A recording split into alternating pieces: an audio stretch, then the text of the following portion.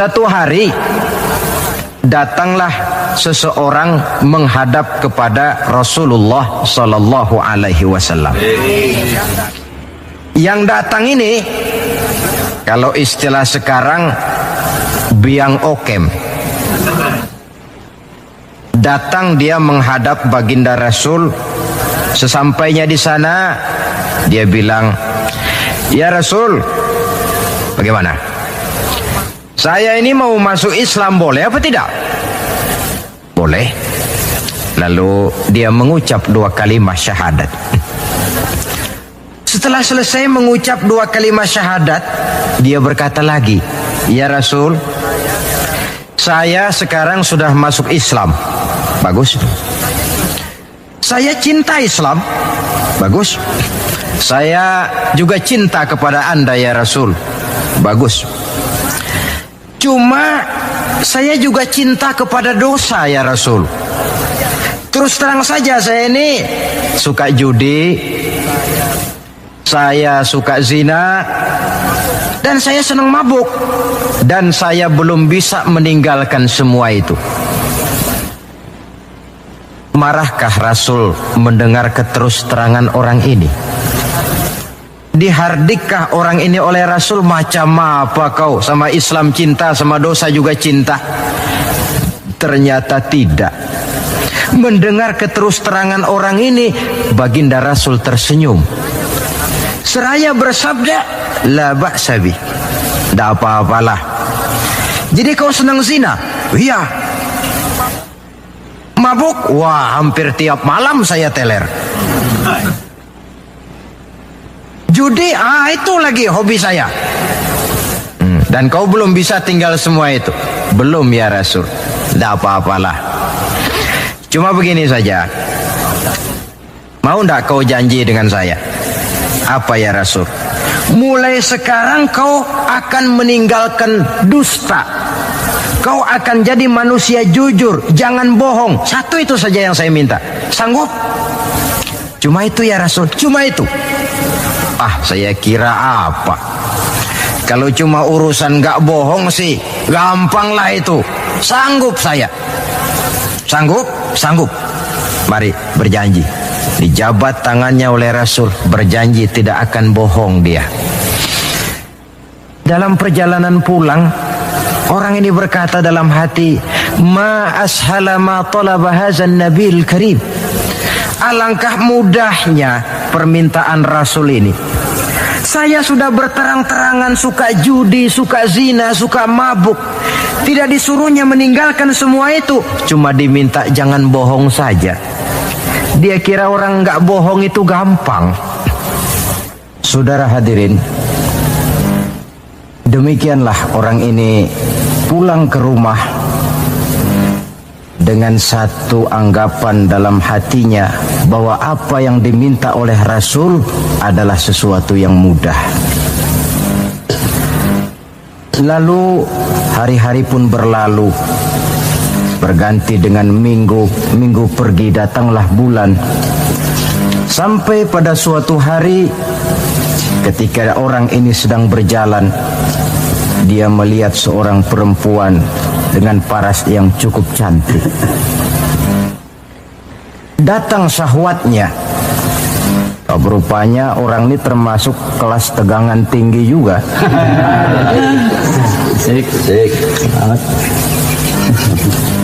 Dibawanya perempuan itu ke dalam rumah. Hampir terjadi perbuatan zina. Nyaris dia ingat janjinya. Iya, saya ini kan sudah janji dengan Rasul tidak mau bohong. Nanti kalau saya bertemu Rasul lalu saya ditanya, "Kamu zina apa enggak sekarang?"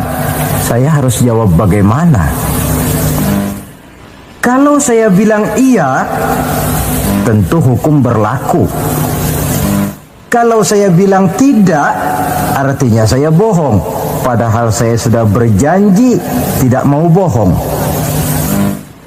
Peranglah antara bisikan iman dan bisikan nafsunya.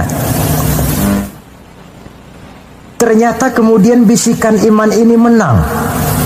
tidak jadi dia lakukan perbuatan zina itu. Lain waktu dia melihat sesuatu yang indah menawan, terdetik dalam hatinya mau mencuri. Sudah dia ulurkan tangan hendak mencuri itu, ingat lagi, saya sudah janji dengan Rasul tidak mau bohong. Kalau satu hari saya bertemu beliau ditanya saya, kau mencuri apa tidak? Bagaimana saya harus menjawab? Saya katakan iya, tentu hukum berlaku. Kalau saya bilang tidak, artinya saya bohong. Perang lagi iman dan nafsunya. Akhirnya iman menang, tidak jadi dia mencuri. Begitulah orang ini tiap kali mau melakukan kejahatan, ingat janjinya kepada Rasul bahwa dia tidak mau bohong. Sampai akhirnya dia tidak pernah jadi melakukan berbagai macam kejahatan. Paling akhir dia datang menghadap Rasul, ya Rasul sodakta, ya Rasul Anda benar. Kenapa? Yang Anda minta cuma satu, jangan bohong. Tapi rupanya itu pokoknya ya Rasul. Saya ternyata tidak berkutik. Sampai paling akhir dia menjadi salah seorang sahabat yang terbaik dari baginda Nabi. Sebab apa? Hanya diminta meninggalkan bohong oleh Rasul. Ini pola dakwah yang dilaksanakan oleh Rasul dengan cara bijaksana. Prosesingnya melalui tahapan yang sesuai dengan kemampuan orang. Contoh lain, satu hari datanglah seorang sahabat melapor, halaktu ya Rasulullah, wahai Rasul celaka saya ini. Ma'ahlakaka, apa yang bikin kamu celaka? Dia bilang, waqa'tu ala imra'ati fi Ramadan. Saya lagi puasa Ramadan, saya nggak tahan sama istri saya itu. Lalu nyelonong ya Rasulullah. Rupanya pengantin baru ini. Kata Rasul, nyelonong bagaimana? Ya nyelonong-nyelonong. Kalau memang begitu, bayar dendanya. Apa dendanya ya Rasul? Bebaskan budak. Waduh, saya tidak punya budak ya Rasulullah. Tidak punya? Tidak punya. Puasa 2 bulan berturut-turut. Ya Rasul, tidak kuat saya. Tidak kuat? Tidak kuat. Jangankan yang 2 bulan, yang sebulan aja nyelonong. Bagaimana yang 2 bulan? Saya tidak sanggup ya Rasul. Kalau memang tidak sanggup juga, beri makan 60 fakir miskin, 1 orang 1 mud. Ya Rasul, jangankan memberi makan 60 fakir miskin, istri saya ini di rumah 1 hari masak, 3 hari libur. Saya ini orang susah. Lagi pula saya pikir orang ini kebangetan juga, sudah melarat sama larangan kok berani. Rasul tersenyum kemudian masuk ke dalam kamar, keluar lagi beliau membawa sekeranjang kecil kurma. Kalau kau memang tidak punya apa-apa, bawa pulanglah ini, sedekahkan kepada orang-orang miskin di kampungmu sebagai pembayar dendamu. Ya Rasulullah, apa lagi? Di kampung saya itu yang paling miskin saya. Bukan main. Akhirnya Rasul cuma senyum, beliau bilang, ya sudah, bawa pulanglah nih, beri makan anak istrimu di rumah. Sudah melanggar larangan, dapat korma pula. Pola kebijaksanaan semacam ini menunjukkan elastisitasnya watak Islamil. Tidak kalau sudah begitu ya mesti begitu. Kita saja kan besar ini lewat tahapan. Begitu lahir kita cuma minum air susu ibu. Meningkat besar sedikit baru kita makan pisang. Bila sudah besar lagi, agak besar lagi, baru bubur. Sudah besar betul, baru makan nasi. Lebih besar lagi, barangkali termasuk jengkol dan sebagainya. Bayangkan kalau orang begitu lahir sudah dikasih jengkol, itu tidak bijaksana kan, akan rawan akibatnya. Pendeknya, dengan dakwah cara bijaksana ini jangan memancing ikan pakai anggur. Bagaimanapun enaknya anggur itu bukan makanan untuk ikan. Inilah makna tuntunan Nabi, khatibin nasa ala qadri uqulihim. Berbicaralah kepada manusia sesuai dengan daya terima mereka, sesuai dengan kemampuan yang mereka sanggup melaksanakannya. Begitulah pola dakwah pertama, bil hikmah. Yang kedua, wal mau'izatil hasanah, dengan contoh nasihat-nasihat yang baik.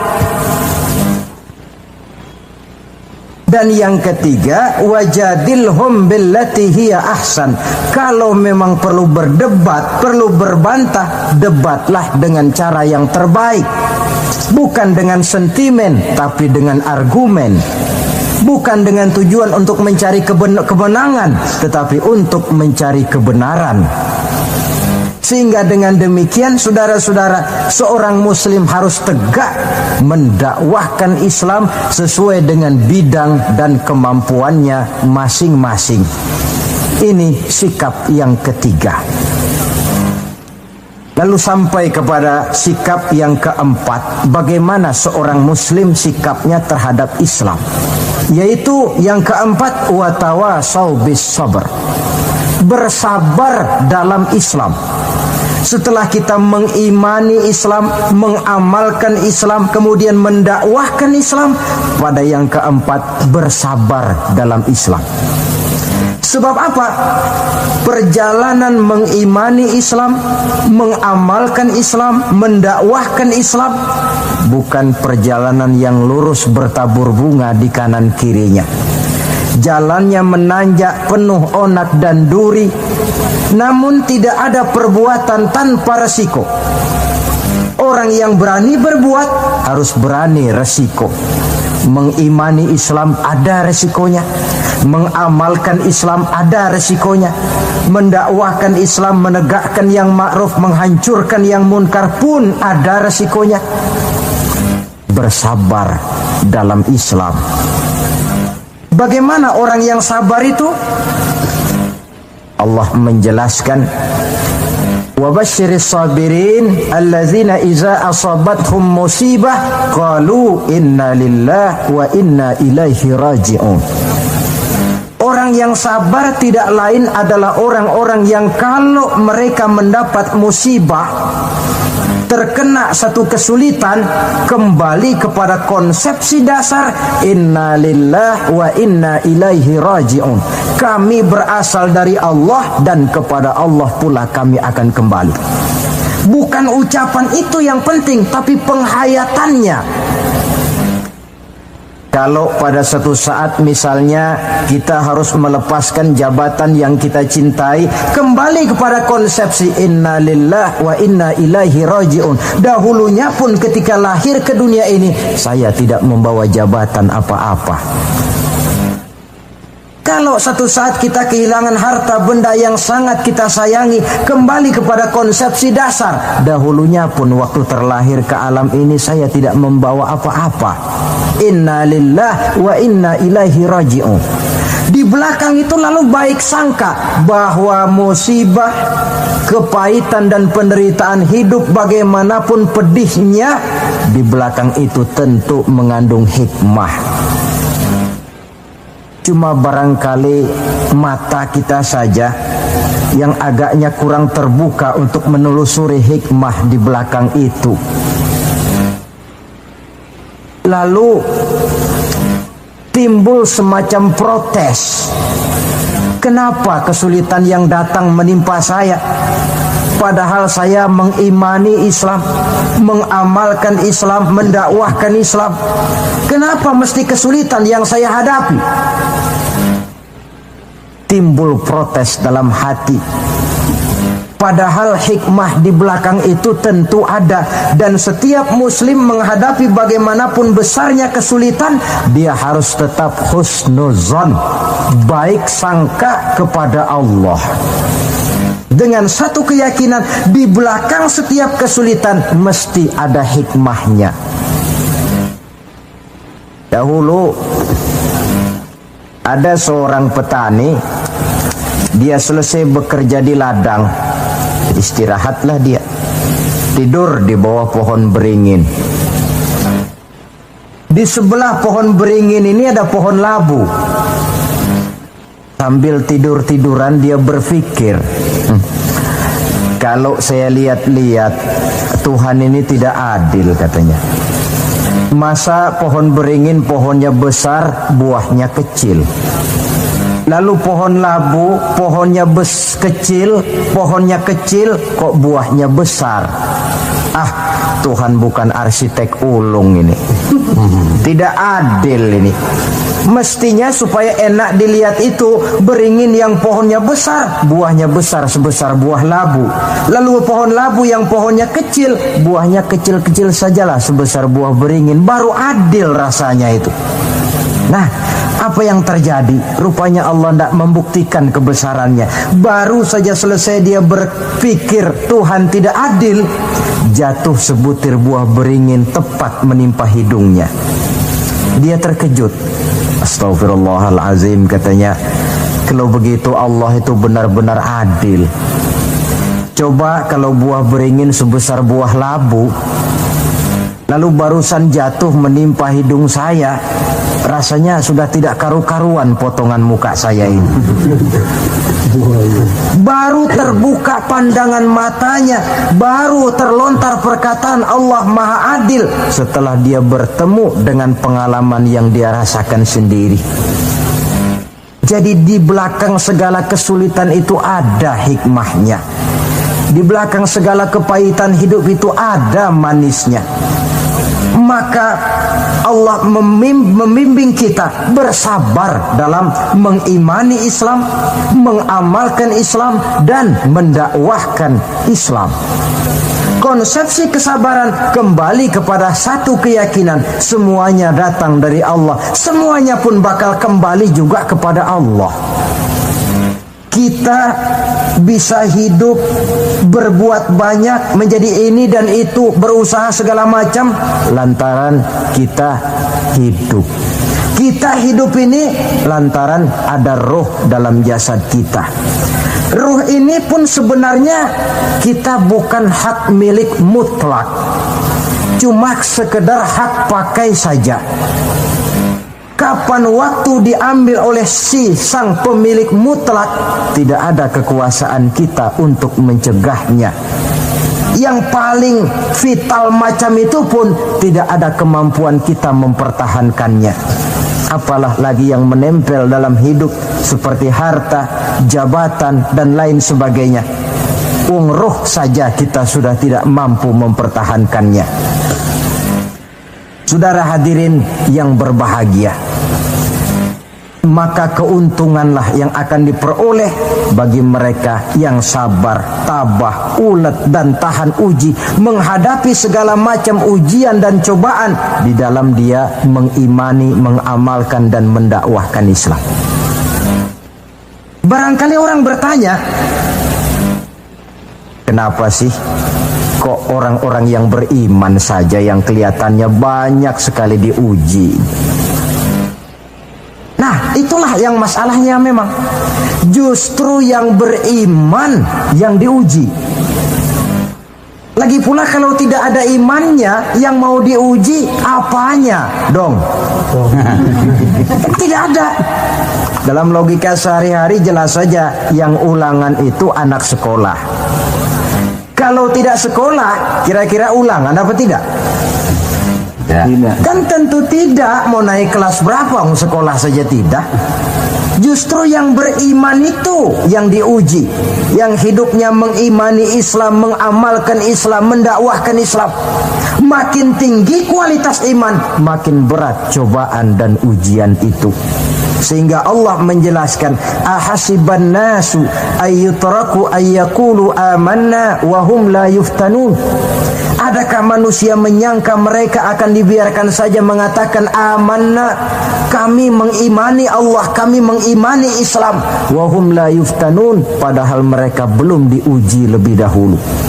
Artinya, jikalau kita sudah berani berkata, saya iman kepada Allah, saya mengimani Islam dengan sepenuh keyakinan, siap-siaplah menghadapi cobaan dan ujian.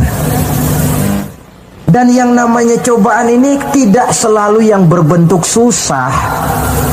Wa nabluukum bil khairi wasyarri, kata Allah, kami akan coba, kami akan uji kamu dengan yang enak dan dengan yang tidak enak. Jadi bukan cuma sakit cobaan, sehat juga ujian. Bukan cuma miskin ujian, kaya pun cobaan. Tidak punya uang, cobaan. Banyak uang, ujian.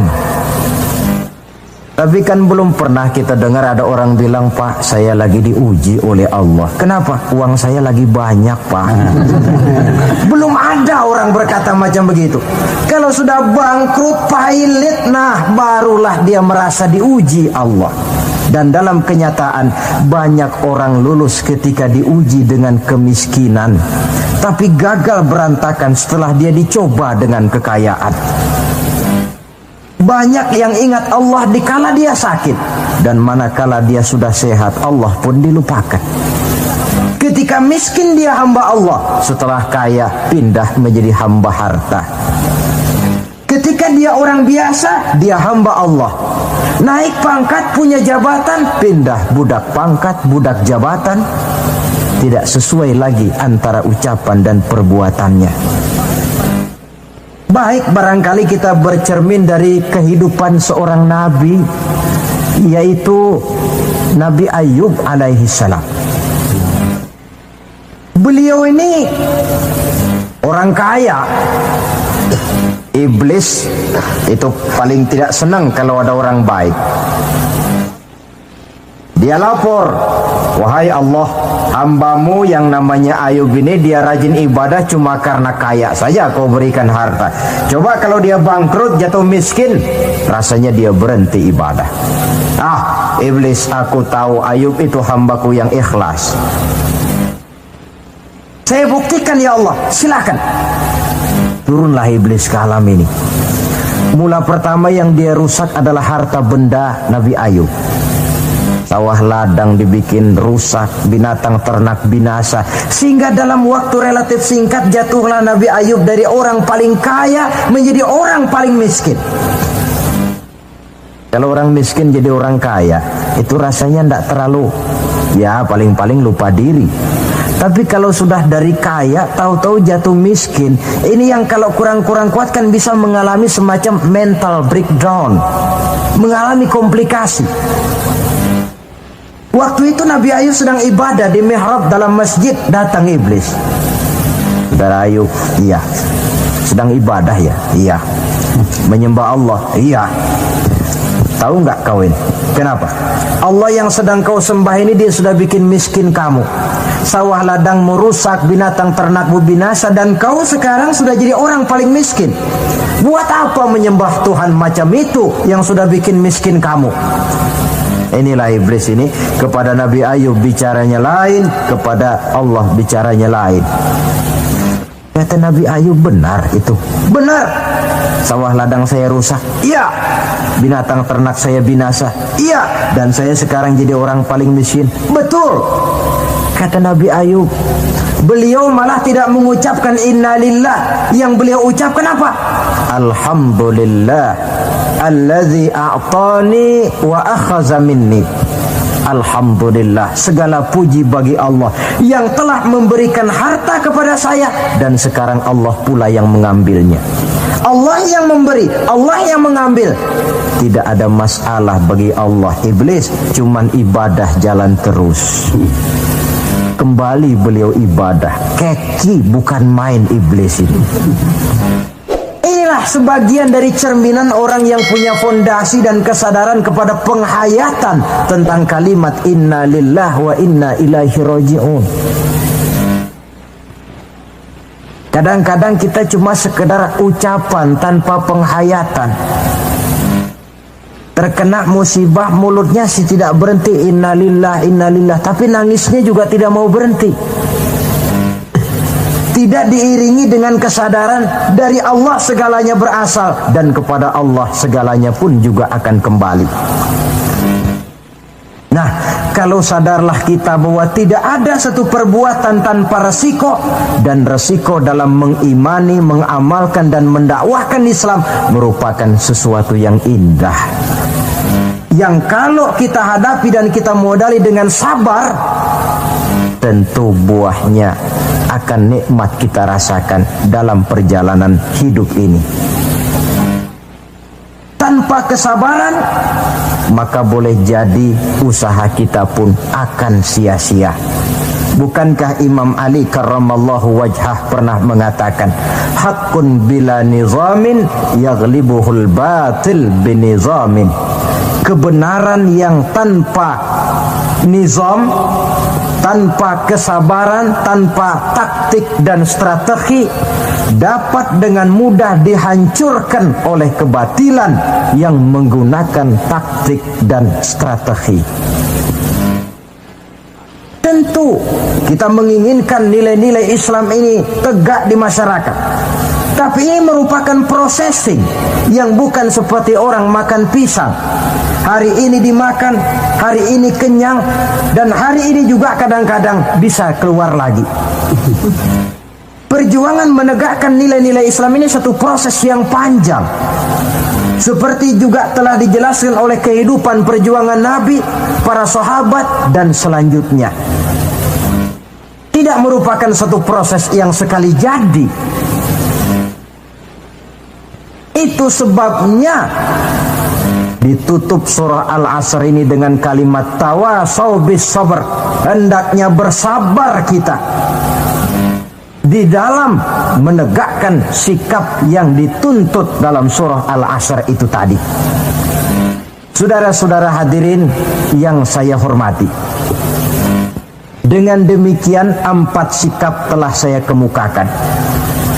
Dari 4 sikap ini ternyata seorang muslim dituntut untuk menjadi pengiman Islam, pengamal Islam, dan pengawal Islam, dengan motif sabar sebagai landasan daripada perjuangan kita mengimani, mengamalkan dan mengawal Islam dengan pelaksanaan dakwah yang sesuai dengan bidang dan kemampuan kita masing-masing.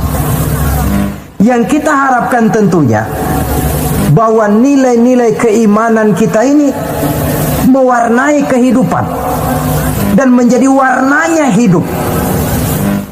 Saya kira pun pembangunan akan lebih berhasil, Pancasila akan lebih aman di negara ini kalau dijaga dan dikawal oleh orang-orang yang teguh memegang agama dengan segala konsekuensinya.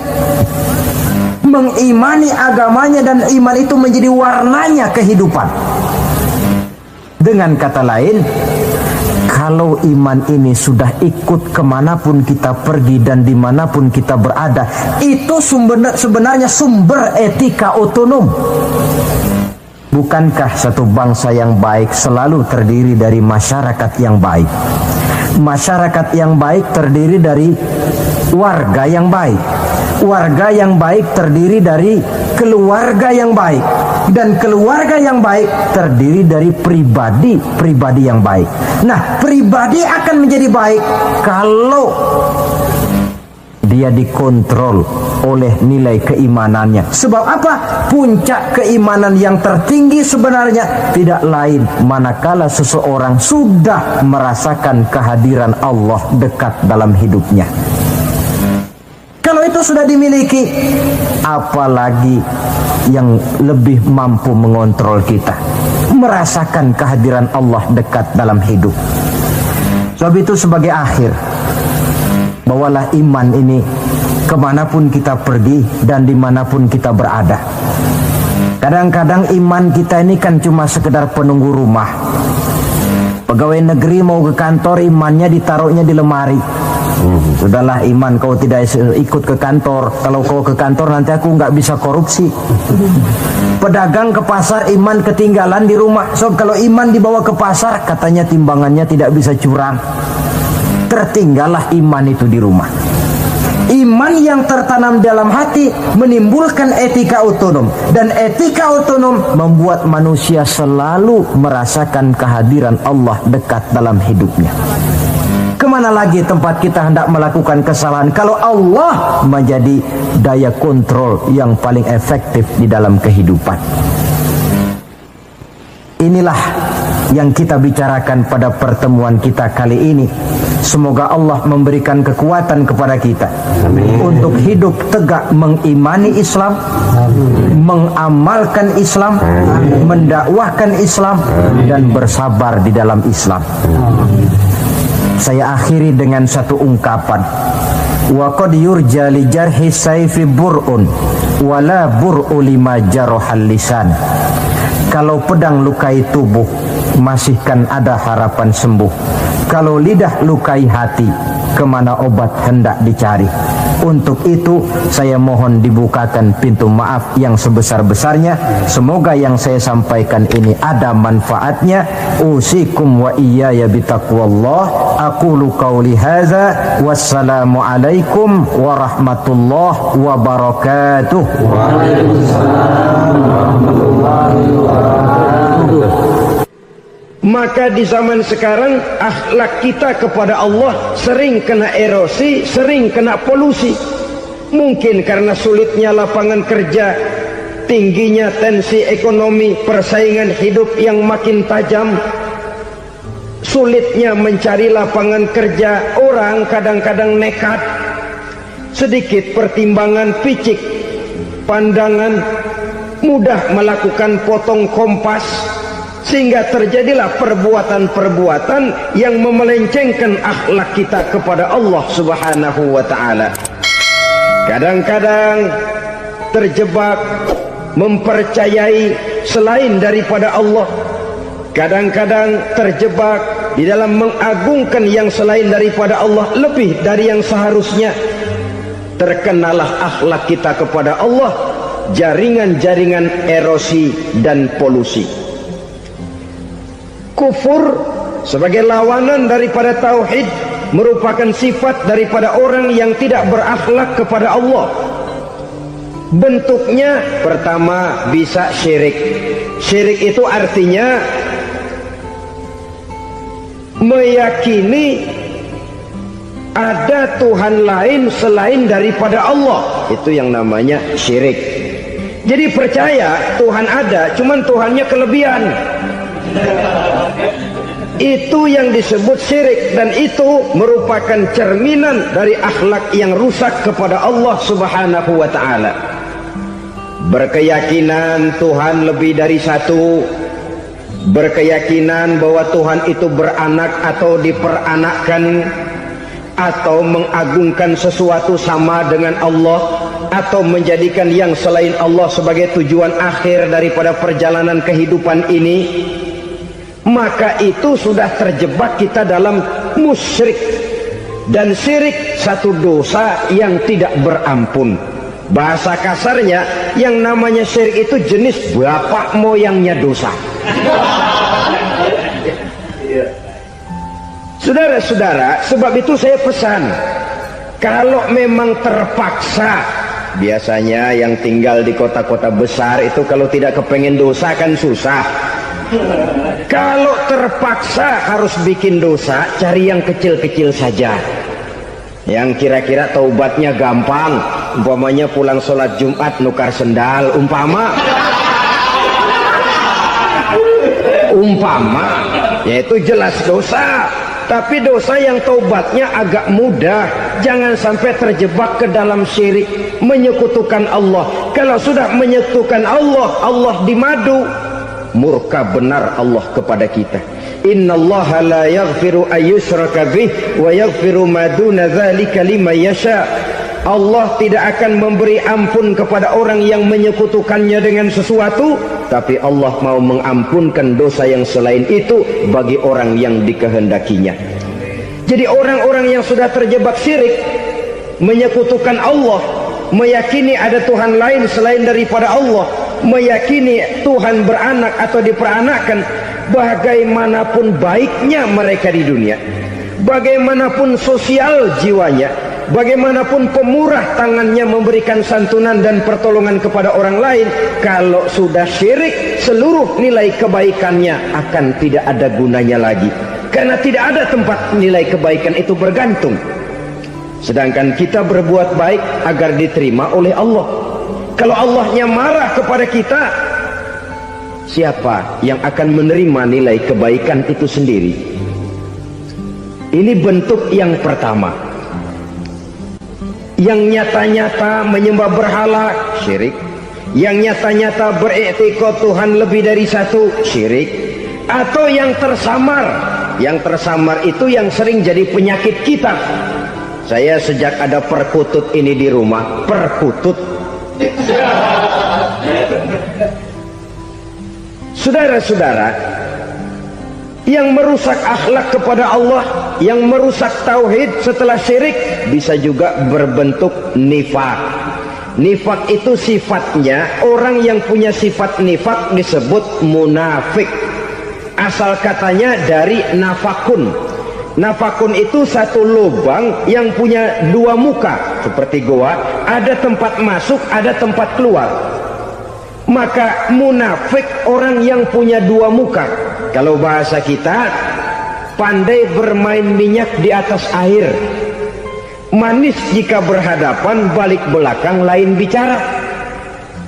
Sehingga apa yang dinamakan nifak, kata Imam Ali Al-Jurjani dalam kitab ta'rifatnya, izharul imanu bil lisan wa kitmanul kufri bil qalbi.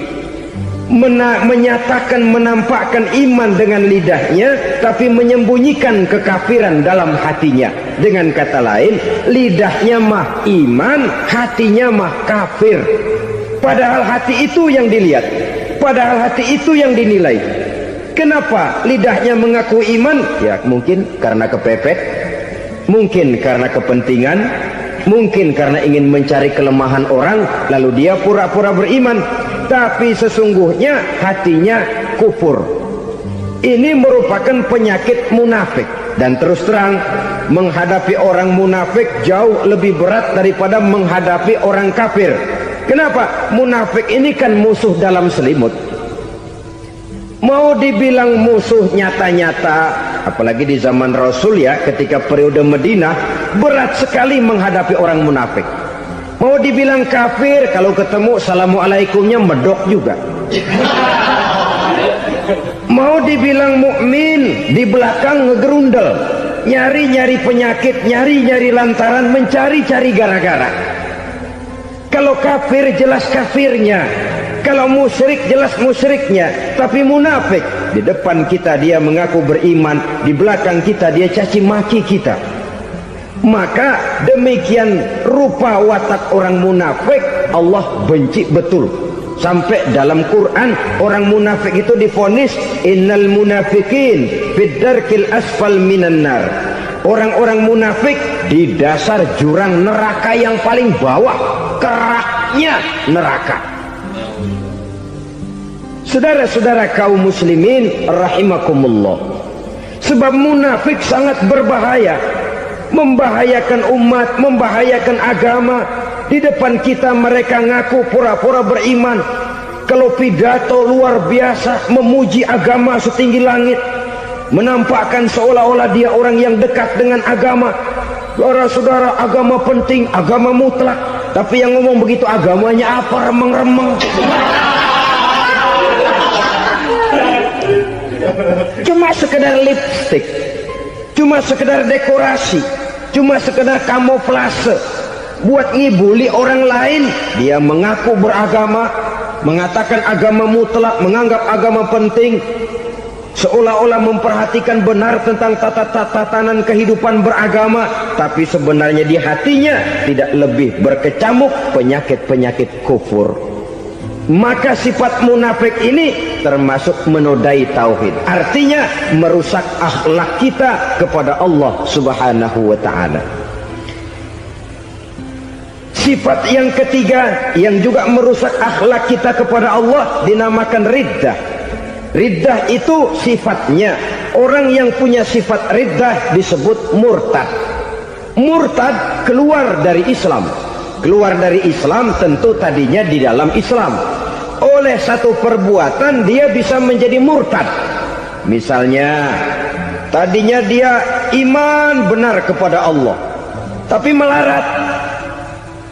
Kadang-kadang sehari masak, 3 hari libur. Akhirnya oleh kesulitan ekonomi dia tidak kuat. Ada yang menawarkan kebaikan, dibawain supermi, dibawain obat-obatan, diberikan beras. Goyah imannya. Keluar dia dari Islam, ikut agama orang yang memberikan pertolongan kepadanya, memilih kesenangan sebentar dengan mengorbankan kebahagiaan yang kekal. Maka orang semacam itu riddah sifatnya, murtad orangnya, keluar dari Islam. Dan yang menyebabkan kita murtad bukan cuma orang nyata-nyata memproklamirkan diri keluar dari Islam tapi lalu mengikuti agama orang lain. Bukan cuma itu. Mengakui ada Rasul lagi sesudah Nabi Muhammad bisa menyebabkan kita murtad. Mengingkari nikmat Allah bisa menyebabkan kita murtad. Meyakini semua agama benar bisa menyebabkan orang menjadi murtad. Meragukan kesempurnaan dan kelengkapan Al-Quran bisa menyebabkan orang jadi murtad. Mengingkari sunnah bisa menyebabkan orang menjadi murtad. Banyak hal-hal yang bisa mendatangkan penyakit riddah dan membuat pelakunya menjadi murtad. Dan ini menodai akhlak kita kepada Allah Subhanahu wa ta'ala. Itu tadi kufur iman, saudara-saudara. Nyata-nyata mengingkari Allah, baik dalam bentuk syirik, nifak ataupun riddah. Kufur yang kedua dinamakan kufur nikmat. Apa itu kufur nikmat? Sitru nikmatil mun'im au ya'malu fi mukhalafatil mun'im. Menutup-nutup nikmat Allah atau melakukan perbuatan yang menentang, bertentangan dengan kehendak yang memberikan nikmat. Jadi kufur nikmat pertama, nutup-nutupin Tuhan. Tuhan jalingin. Duit lu banyak amat, dari mana? Gua kerja. Lalu kerjanya nomor 1. Orang yang berakhlak kepada Allah, dia akan menjawab, kamu uangnya kok banyak, dari mana? Rizki dari Allah. Caranya, saya kerja. Kerja itu cara, rizki itu dari Allah datangnya. Bukankah di zaman sekarang kita sering terpeleset? Ini merupakan cerminan dari rapuhnya akhlak kita kepada Allah Subhanahu wa ta'ala. Karena usaha saya memang, karena saya peras keringat banting tulang, tentu. Tapi sadarkah kita bahwa sepanjang yang bisa kita lakukan cuma berusaha, peras keringat banting tulang?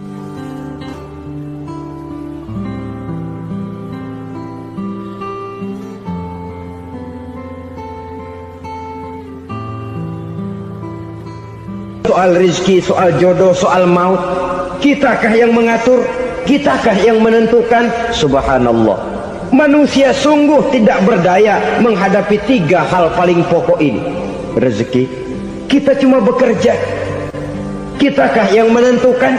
Tidak. Kita berusaha saja, rezeki belum pasti dapat. Apalagi kalau kita tidak berusaha. Jangan terjebak dalam fatalisme. Belum perang udah nyerah. Emang dasar rezeki datangnya dari Tuhan, gak usah kerja, dan ntar juga kalau dia datang. Dari mana datangnya? Kerja saja belum tentu dapat rezeki, apalagi kalau tidak kerja. Yang jelas usaha perlu kepastian, itu urusan Allah. Ini akhlak kepada Allah Subhanahu wa ta'ala. Jodoh juga begitu. Kita berusaha, kita berupaya, Allah menghendaki lain jadinya. Maut juga begitu. Siapa sih yang pengen ngadepi maut? Siapa sih yang pengen mati? Siapa sih yang pengen ketemu malaikat Israel? Tidak seorang pun kalau ditanya, kecuali mereka yang putus asa ya. Kalau otaknya masih normal, mau mati mesti belakangan dulu dikit. Tapi yang satu itu, saudara, kalau dia sudah datang, tenaga mana yang bisa menolak? Kalau dia sudah berkunjung, kekuatan mana yang bisa menghindar? Kalau dia sudah ingin bertemu, kemana kita bisa melarikan diri? Manusia sepanjang yang dia lakukan hanya berusaha, tapi kepastian, ketentuan dari Allah Subhanahu wa ta'ala. Orang yang kufur nikmat nutupin Allah. Dia merasa rezekinya adalah mutlak peras keringatnya, seolah-olah Allah nggak punya peranan apa-apa di situ. Oh, ini kan saya bisa rumah begini karena saya kerja keras. Oh, ini mobil saya begini saya kerja keras. Peras keringat banting tulang keras.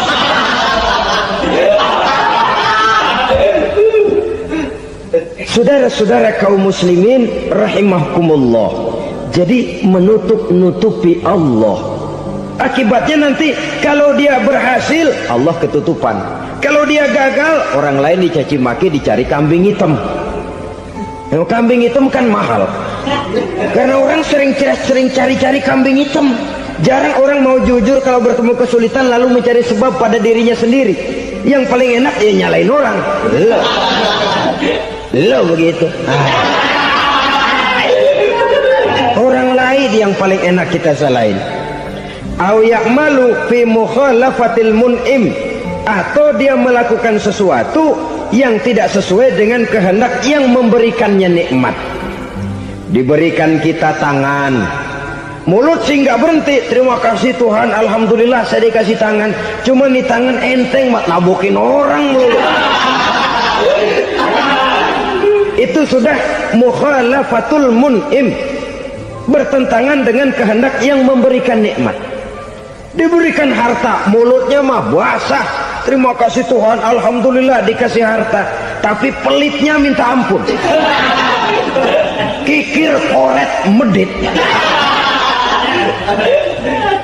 Ini juga termasuk kufur nikmat, mempergunakan suatu nikmat bertentangan dengan kehendak daripada yang memberikan nikmat itu sendiri.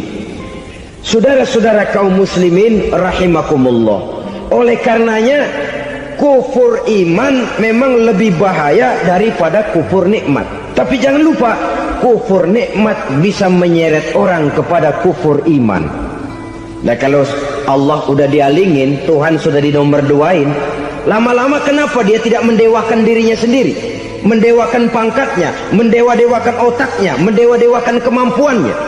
Pada awalnya dia memang cuma kufur nikmat, tapi lambat laun kalau ini tidak diobati secara pasti orang akan mengarah kepada kufur iman.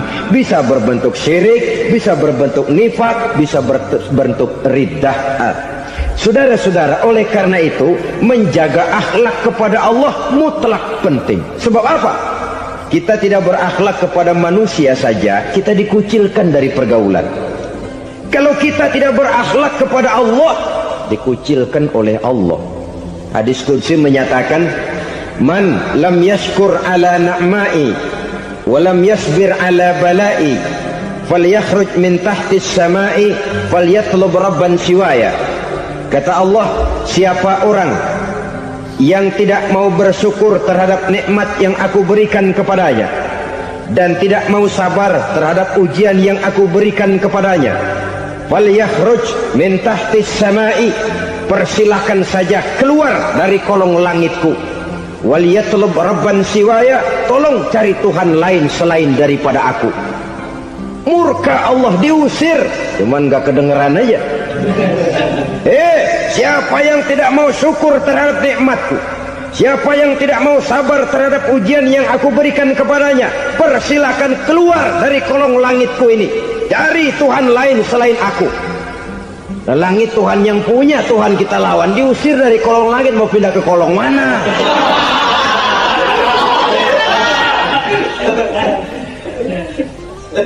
Jadi jangan merasa kufur nikmat kan enteng. Iya, kelihatannya begitu, tidak sebahaya kufur iman. Tapi kufur nikmat ini merupakan anak tangga yang kalau kita sudah mulai naik, kita akan naik terus sampai kepada tingkat di mana kita mengalami kufur iman. Kalau sudah ke sana, maka akhlak kita kepada Allah terkenalah erosi, terkena polusi, hancur akhlak kepada Allah, dan itulah sumber kesengsaraan abadi. Kalau cuma kita tidak berakhlak kepada manusia, barangkali resikonya cuma kehidupan di dunia ini. Mungkin juga ada kehidupan akhirat. Tapi kalau sudah tidak berakhlak kepada Allah, dunia akhirat kita rugi dan celaka. Maka pada kesempatan ini saya mengajak, marilah jaga baik-baik akhlak kita kepada Allah. Satu kali kita bertauhid, sampai mati kita bertauhid. Satu kali la ilaha illallah, jangan tergelincir lagi kita keluar daripada kalimat itu. Satu kali kita bertuhankan Allah, jangan bertuhan yang lain selain daripada Allah. Jangan sekutukan Allah, jangan samakan Allah dengan sesuatu, jangan mengangkat yang lain sama agungnya dengan Allah. Sebab dengan demikian kita seolah-olah sudah mengotori akhlak kita kepada Allah Subhanahu wa ta'ala. Saudara hadirin yang saya hormati, jadi oleh karenanya akhlak kita kepada Allah merupakan basis daripada kehidupan beragama. Kalau itu sudah mulai rapuh, mulai terkena erosi dan polusi, mulai rusak, dikhawatirkan nanti nilai ibadah kita kepada Allah juga akan turut ambruk karenanya. Saudara-saudara kaum muslimin rahimakumullah, tugas yang kedua, memperbaiki akhlak manusia kepada sesama manusia. Kita tahu Islam sesuai dengan namanya adalah agama damai. Maka akhlak manusia kepada sesama manusia menempati porsi yang penting dalam kehidupan beragama. Bagaimana seorang muslim bergaul, bertata krama terhadap sesama manusia. Mari kita lihat lebih jauh persoalannya. Untuk memudahkan pembicaraan dari kacamata agama, kita kelompokkan saja manusia itu dalam dua. Pertama yang seiman, dan yang kedua yang tidak seiman. Yang tidak seiman itu kita sebut saja kufur atau kafir. Nah, kepada yang kafir pun kita diajarkan untuk berakhlak, apalagi kepada yang memang nyata-nyata seiman, sekeyakinan, seakidah. Kemanapun Islam datang, ke negara manapun ia masuk, ia tidak menaburkan kerusakan. Jadi tidak benar kalau orang pernah itu menggambarkan, saking sentimennya seorang orientalis pernah menggambarkan Nabi Muhammad di tangan kirinya Quran, di tangan kanannya pedang, menggambarkan seolah-olah Islam dikembangkan dengan kekerasan. Sebenarnya tidak sama sekali. Kalaupun dalam sejarah perkembangan Islam pernah terjadi perang, maka perang dalam Islam sesungguhnya, apabila kita amati sejarahnya, bukan untuk memaksakan agama, karena memang agama tidak bisa dipaksakan, tetapi justru untuk mempertahankan agama dari segala macam hambatan, rintangan, hinaan dan fitnahan. Tapi kemanapun yang jelas Islam masuk, dia tidak pernah membuat kekacauan, kerusuhan ataupun penghancuran.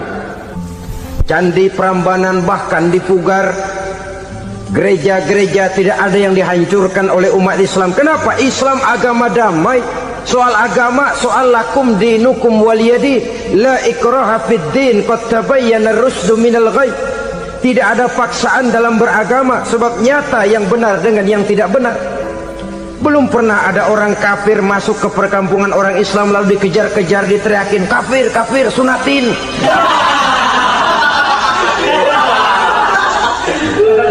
Belum pernah. Kenapa? Islam menghormati orang lain agama. Nah, yang kafir ini macam-macam, saudara. Ada kafir harbi. Nah, ini kafir kerok. Ini kafir yang nyata-nyata memproklamirkan permusuhan kepada umat Islam, nyata-nyata mengganggu ketenangan umat Islam. Kafir yang seperti ini yang boleh diperangi. Misalnya kita mau sembahyang Jumat dijagain, nggak boleh sembahyang Jumat, getok palanya. Kafir harbi artinya tantangan perang datang dari mereka, bukan kita yang mulai, mereka yang buka front. Prinsipnya umat Islam tidak boleh mencari-cari musuh, tapi pun tidak boleh lari kalau ketemu musuh. Musuh jangan dicari, ketemu jangan lari. Karena itu kesan seolah-olah umat Islam ini teroris, umat Islam ini destroyer, umat Islam ini sering menimbulkan keonaran, kerusakan. Sungguh satu fitnahan yang sangat keji. Umat Islam adalah umat yang cinta damai. Islam di masa perkembangannya masuki Eropa melalui Selat Gibraltar, Jabal Tariq, memasuki Spanyol. Islam tidak pernah meruntuhkan gereja. Islam tidak pernah membunuh orang-orang Nasrani. Bahkan Islam mewariskan peradaban dan kebudayaan yang begitu tinggi nilainya di bidang ilmu pengetahuan. Sampai ketika itu Barat banyak mengkaji ilmu pengetahuan dari dunia Islam. Buku-buku berbahasa Arab diterjemahkan ke bahasa Yunani, dipelajari oleh para cendekiawan di negeri Barat sana. Mereka mengambil manfaat yang banyak dari masuknya Islam ke Eropa. Sementara gereja tetap berdiri dengan megahnya. Kuil-kuil tempat peribadatan tidak satupun yang diusik-usik. Kenapa? Islam agama yang cinta damai. Asal dia tidak diganggu, asal kehormatannya tidak dihinakan. Jadi kafir harbi, kafir yang nyata-nyata nantang perang, ngajak belekai, itu kafir yang nyari penyakit. Kafir harbi ini boleh diperangi dengan catatan mereka yang memang mulai. Yang kedua, kafir zimmi. Kafir zimmi, kafir yang hidup di tengah mayoritas muslim, tapi mereka mau hidup dengan aman, damai, tenang. Mereka wajib dilindungi. Bahkan Nabi pernah memberikan satu jaminan, man azza zimmiyan faqad azani. Siapa yang mengganggu orang kafir zimmi sama saja dengan mengganggu saya. Kehormatannya dijaga, harta bendanya dilindungi, anak istrinya pun dilindungi. Dan ini jadi kenyataan. Saudara bisa lihat di negara-negara yang mayoritas penduduknya beragama Islam, orang-orang kafir di luar Islam hidup dengan tenang, aman, damai. Di Saudi Arabia, di luar tanah haram, di luar Mekah dan Madinah, banyak orang-orang kafir mencari nafkah. Mereka tenang, aman, dilindungi undang-undang. Begitu di Mesir, begitu di negara Indonesia yang berdasarkan Pancasila ini. Kehidupan beragama menimbulkan gairah, rukun, tenang, aman, damai, sepanjang tidak saling ganggu, tidak saling usik, menghargai orang yang sudah beragama, tidak menjadikan penganut suatu agama sebagai sasaran dari dakwah agama lainnya. Saudara-saudara kaum muslimin rahimakumullah. Jadi memang oleh Al-Quran kita dianjurkan asyidda 'alal kuffar ruhama bainahum. Tegas kepada orang kafir, kasih sayang kepada sesama muslim. Tapi tegas bukanlah berarti marah-marahan, bukan berarti musuh-musuhan, bukan ngajaki perang. Tegas dalam arti punya garis tentang kehidupan beragama, lakum dinukum waliyadin. Soal kehidupan sosial, mari kerjasama. Bangun jalan, ayo rame-rame. Siskamling, mari bebarengan. Bikin puskesmas, mari sama-sama. Tapi kalau sudah soal agama, itu tidak perlu ada toleransi agama. Yang perlu toleransi antar umat beragama. Kalau umatnya mau kerjasama silakan, tapi tidak menyangkut soal ibadah. Jangan kerjasama di bidang ibadah. Itu kerjasama yang salah pasang, saudara-saudara. Sehingga dengan demikian toleransi adalah menyangkut kehidupan antar umat beragama. Sedangkan agama sendiri punya kapling yang nyata. Sehingga dengan demikian tegas kepada orang kafir dalam arti kita punya satu kepribadian, tidak ngambang. Enggak, lalu kalau ditanya orang, sebenarnya agama lu apa sih? Gua mah gimana musimnya aja. Agama pakai musim kayak rambutan. Akhirnya ya begitu, musim-musiman. Ke masjid kelihatan, ke gereja hayo, ke candi nongol, ke apa? Bingung malaikat bagaimana nyatetnya nih bocah ini.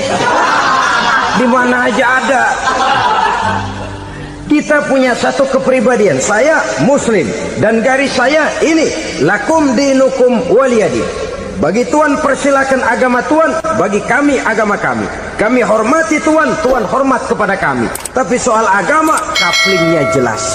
Kerjasama, mari urusan muamalah, bidang sosial. Yuk kita siskamling sama-sama dengan orang lain agama. Mari jaga kerukunan, kesatuan, persatuan, kekompakan. Perbaiki jalan yang rusak, mari sama-sama. Mendandani jembatan yang runtuh, mari sama-sama. Tapi sembahyang, kaplingnya lain-lain. Sebab Nabi juga dulu pernah ditawarkan begitu loh, sama kafir jahiliyah dulu Quraisy itu. Sudah Muhammad, sekarang begini saja, kita join aja daripada marah-marahan. Hari ini saya oke, menyembah Tuhanmu Allah. Besok gantian kamu menyembah Tuhan kita, Latta, Uzza, Manat dan Hubal. Turun, qul ya ayyuhal kafirun la a'budu ma ta'budun. Soal ibadah, kaplingnya jelas, tidak boleh dicampur adukkan. Sebab kalau tidak, kita akan mulai kehilangan identitas diri. Dan disitulah krisis kehidupan keyakinan beragama dimulai. Dari krisis identitas. Hujan gede kan mulainya gerimis dulu. Di mana-mana ya gerimis dulu. Gerimis makin lama makin gede. Kita akan mulai dengan kehilangan identitas diri. Dari sana nanti kita malu mengakui keislaman kita. Kalau orang Islam malu mengakui keislamannya, ini kan ironi, menyedihkan. Ngakui Islamnya saja malu, menonjolkan keislamannya malu. Tidak ada rasa bangga beragama. Padahal ini modal dasar. Hanyalah dengan rasa bangga beragama kita lalu konsekuen. Bangga yang tidak konsekuen, wah pokoknya kan gua kan Islam, agama yang paling benar. Tapi hidupnya sendiri jauh dari tuntunan Islam. Itu bangga yang tidak beralasan, bangga yang tidak perlu dibanggakan sebenarnya. Kebanggaan yang membuat kita konsekuen dan dekat dengan kehidupan beragama. Jadi dengan demikian saudara-saudara, kepada non-muslim kita juga harus berakhlak. Bukankah ini sudah dicontohkan oleh Rasul? Bagaimana beliau disambiti orang di Taif, yang menyambiti malah didoakan. Bagaimana Suraqah mau membunuh beliau, malah Suraqah didoakan. Bagaimana Abu Jahal dan Abu Lahab saking mangkalnya. Ini Abu Jahal pernah gali lubang di kamarnya sendiri, di depan tempat tidurnya. Setelah dia gali lubang, ditutupin pakai keraras korma. Lalu dia tarik selimut, belagak meriang.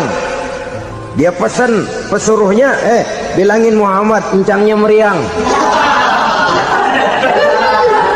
Pamannya sakit, minta ditengokin. Nabi dengan segala husnuzonnya berangkat nengokin. Abu Jahal dari balik selimut ngintip. Itu dia Muhammad, itu dia tuh. Dia tuh masuk Dani, masuk. Mulai dia jalan, senang Abu Jahal. Terus dah. Begitu ke pelosok, masuk ke lubang, gue pendem terus dah. Memang niatnya mau mencelakakan Nabi. Sudah tinggal beberapa langkah lagi Nabi akan berjalan ke arah lubang itu. Malaikat Jibril ngasih tahu, Muhammad, Abu Jahal pamanmu cuma pura-pura sakit. Di depan tempat tidur itu ada lubang sudah dia gali untuk menjerumuskan kamu. Sudah balik pulang. Balik badan Nabi. Sudah hampir mau melangkah, kakinya malah muter pulang. Abu Jahal yang ngelihat Nabi sudah hampir jatuh nggak jadi, balik pulang. Lupa kalau lagi sakit. Udah Muhammad buruan sini. Ke pintu dia kejar. Dia lupa sama lubang yang dia gali. Begitu dia kejar, dia yang ke pelosok masuk ke dalamnya. Sejak saat itu ada pepatah, man hafara hufratan waqa'a fiha. Siapa yang suka nggali lubang, dia sendiri bakal terpelosok ke dalamnya. Jatuh dia ke lubang yang dia gali. Padahal ya paling banter 2 atau 3 meter paling dalam. Dari dalam lubang itu dia teriak-teriak, Muhammad, tolongin, pamanmu kecebur. Kasih tahu Muhammad, kasih tahu. Datang lagi lah pesuruhnya, Muhammad, pamanmu Abu Jahal kecebur, minta tolong diangkatin. Sudah diulur tambang, habis sambung lagi, nggak bisa sampai. Masa iya, cuma kamu yang bisa nolong? Apa yang dilakukan Nabi? Balik mau nolongin. Akhlak. Kita kalau ada orang gali lubang buat nyeburin kita, dia sendiri yang kecebur. Guru gua kagak lemin loh. Mati sekalian dah. Nabi mah enggak, balik nolongin tuh Abu Jahal. Kenapa paman kecebur? Iya Muhammad tolong, tambang udah diulur-ulur sambung-sambung nggak sampai. Aduh kasihan paman nih, pegang tangan saya. Nabi cuma ulurin tangan, nyampe dipegang oleh Abu Jahal. Diangkat ke atas. Nyampe atas, apa kata Abu Jahal? Tambang bergulung-gulung nggak nyampe, kamu cuma pakai tangan doang kok bisa Muhammad, hebat banget sihirmu. Mukjizat dia bilang sihir, udah ditolongin nyelak lagi kan, yang enak kita injak palanya. Orang dulu bilang wah katanya nolongin anjing kejepit, udah selesai ditolongin malah yang nolong digigit. Saudara hadirin yang saya hormati, kepada orang-orang kafir kita harus berakhlak, menghormati mereka, tidak memaksakan satu keyakinan dalam batas-batas yang ditolerir oleh agama, yaitu pada masalah-masalah sosial dan muamalah. Itu kepada non-muslim, apalagi kepada sesama muslim. Baik akhlak kepada orang tua, akhlak kepada guru, akhlak kepada jiran atau tetangga, itu semua termasuk dalam akhlak kepada sesama manusia. Akhlak kita kepada orang tua, kadang-kadang kita orang timur ini ketularan orang barat. Engkongnya dianggap CS, salaman main kedet aja halokong, engkongnya bahalo di bengong. Saudara-saudara kaum muslimin rahimakumullah, akhlak yang tua kepada yang muda, akhlak yang muda kepada yang tua, kepada jiran dan tetangga, kepada sanak famili dan handai tolan, pendeknya kepada sesama muslim. Tetangga ada haknya, ada hak tetangga yang kalau kita berakhlak itu harus dipenuhi. Contoh kecil, kalau saya beli radio, itu saya dong boleh berpikir, ini radio saya beli pakai uang saya setel di rumah saya, sekeras-kerasnya ada apa sama orang lain? Radio gua, yang beli gua pakai duit gua, gue setel di rumah gue, ada urusan apa sama orang lain? Itu kalau menurut saya. Tapi tetangga sebelah saya kan bisa juga ngomong begitu. Mata gue yang ngantuk, gue tidur di rumah gue, kenapa suara radio lu masuk kemari? Ketika itulah lalu kebebasan saya nyetel radio dibatasi oleh kebebasan tetangga saya yang mau tidur. Ini sudah akhlak namanya. Umpamanya lagi ada Nabi ajarkan, iza tobakhta maraqatan fa'akthir ma'aha wa ta'ahad jiranaka. Kalau kamu masak sayur, banyakin kuahnya, bagiin tetangga kamu. Bukan bagiannya itu yang jadi soal, tapi akhlak kepada tetangga. Udah tahu tetangganya kelaparan, diseksa, goreng ikan asin, se-RW baunya ngayap, kembang kempis orang nungguin. Saudara hadirin ma'asyiral muslimin rahimakumullah.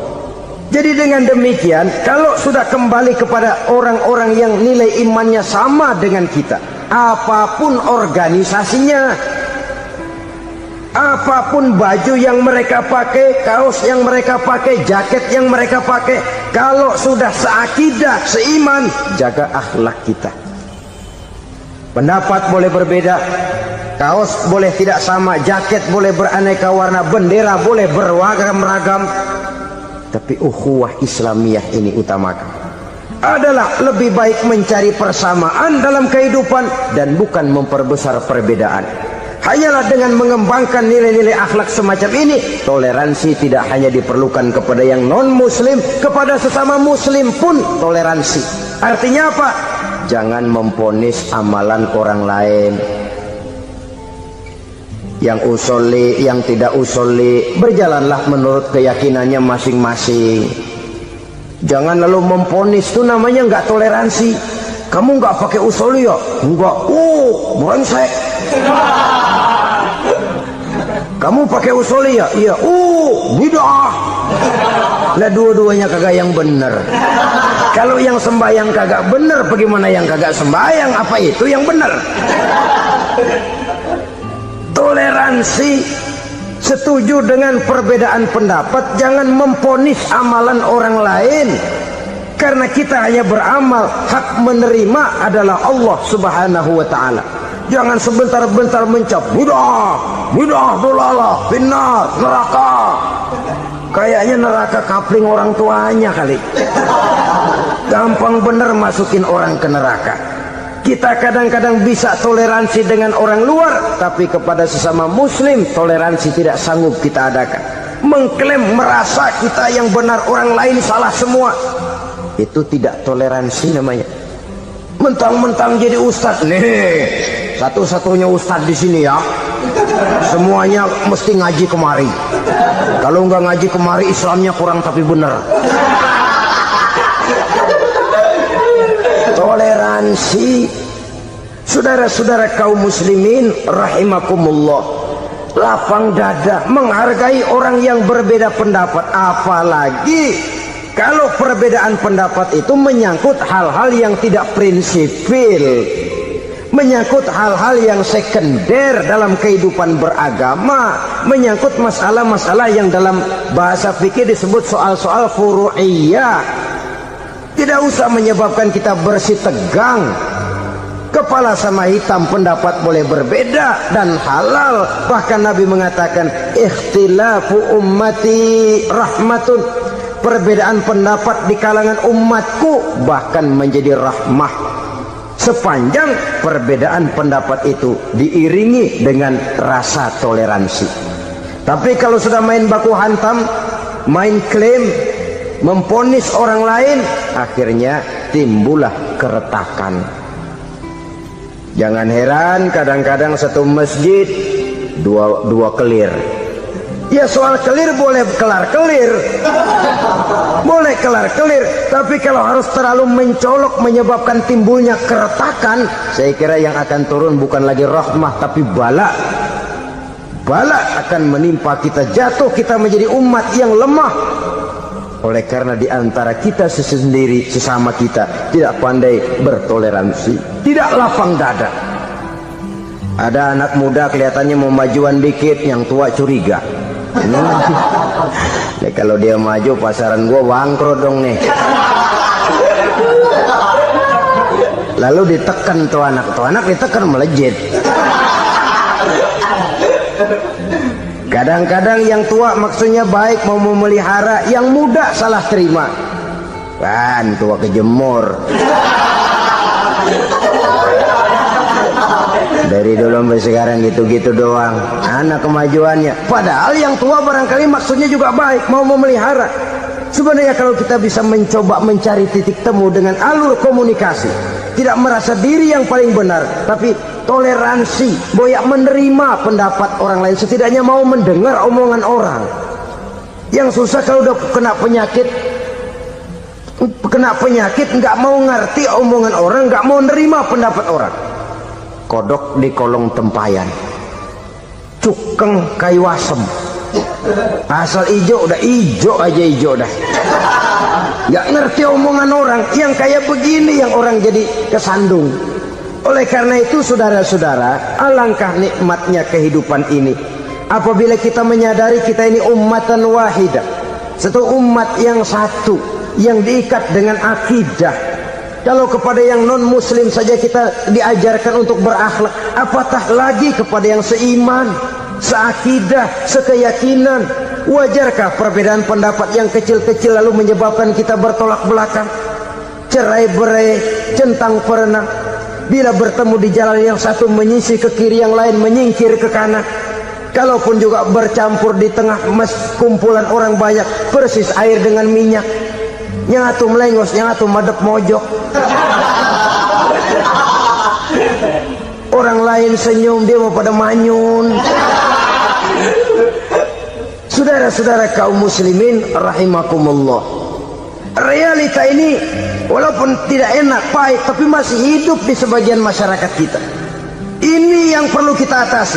Soal toleransi kepada orang lain, sejarah sudah membuktikan. Mari kita jangan cuma bisa mengajak orang lain, umat lain untuk bertoleransi dengan kita, tapi kepada sesama kita toleransi ini perlu kita tegakkan, perlu kita bina. terutama di dalam kita menuju bentuk ideal daripada konsep ukhuwah Islamiyah ini, yang memang selalu kita akan cari bentuk-bentuk idealnya sejalan dengan perkembangan situasi dan kondisi yang dihadapi oleh umat. Perbedaan organisasi, perbedaan kepentingan organisasi tidak seharusnya menyebabkan kita merasa meremehkan orang lain dan mengangkat diri, mengklaim diri sebagai yang ter. Jadi dengan demikian, apabila yang pertama tadi akhlak kepada Allah dinamakan hablum minallah, maka yang kedua ini merupakan hablum minan nas. Jikalau baik akhlak kita kepada Allah, baik akhlak kita kepada manusia, nikmat rasanya menjalani kehidupan. Kadang-kadang orang akhlaknya kepada manusia baik, tapi kepada Allah tidak baik. Hormat sama yang tua, menyayangi yang muda, sama tetangga rukun, tapi sama Tuhan nggak mau sujud. Ini baik kepada manusia, tapi tidak berakhlak kepada Allah. Atau sebaliknya, sujudnya sama Allah mah tekun, bener khusyuk, bahasanya juga fasih, luar biasa. Tapi sama manusia sombong, takabur, ujub, merasanya dia doang yang paling benar. Sebab iblis itu ya, itu kadang-kadang datang lewat hati, dan memang selalu markasnya di situ. Kalau dia tidak bisa menggoda kita dengan yang lain, dia tumbuhkan sifat ujub. Dia bisikin, wah memang di kampung ini yang paling banyak ibadahnya ente, yang lain mana, lihat tuh kerocok semua. Lalu di hati orang itu tertanam sifat iya ya. Nah, tatkala iya ya, dia sudah terkena serangan iblis. Akhirnya apa? Orang lain diremehin. Asalnya nggak mau sembahyang aja diajak salaman dan najis aja dah. Ketemu juga mukanya ditekuk 4. Akhirnya bukan ngajak malah ngenyek, ngina. Lah orang dihina makin jauh, makin tidak tersentuh. Bukan cara itu yang diajarkan oleh Rasul. Bahwa orang tidak mau sholat, tugas kita mengajak. Soal dia tidak sholat, ya itu dosa dia kepada Allah. Saudara-saudara kaum muslimin, ujub disuntikkan oleh iblis ke dalam hati kita. Sujudnya kepada Allah benar, tapi akhlaknya kepada sesama manusia merasa paling benar sendirian, merasa orang lain salah semua. Pokoknya kalau di luar lingkungannya udah kagak bener aja udah bahaya. Saudara-saudara, ini juga penyakit yang disuntikan oleh iblis. Sebab iblis itu tipu dayanya luar biasa, strateginya lihai. Makin tinggi kualitas iman, ya makin berat upaya iblis untuk menjerumuskan kita. Karenanya saya mengajak, marilah kita bertoleransi, baik kepada non-muslim, lebih-lebih lagi kepada sesama muslim yang kebetulan berbeda baju, berbeda kaos, berbeda organisasi, lain bendera yang dibawanya. Tapi toleransi mari kita canangkan. Kita terikat oleh ukhuwah Islamiyah. 2. Yang ketiga, akhlak manusia kepada makhluk Allah lainnya di luar manusia. Saudara-saudara, dengan berakhlak kepada Allah, berakhlak kepada sesama manusia, berakhlak kepada makhluk Allah di luar manusia, baik flora maupun fauna, maka mudah-mudahan akan terciptalah satu ekosistem, satu lingkungan hidup yang membuat kita nikmat menjalani kehidupan ini. Inilah saja yang kita bicarakan pada pertemuan kali ini. Marilah kita membina nilai-nilai akhlak walaupun berat tantangannya. Sungguh lebih baik rakyat rendah yang berakhlak tinggi daripada pejabat tinggi yang berakhlak rendah. Karena nilai manusia pada akhirnya ditentukan oleh akhlaknya itu.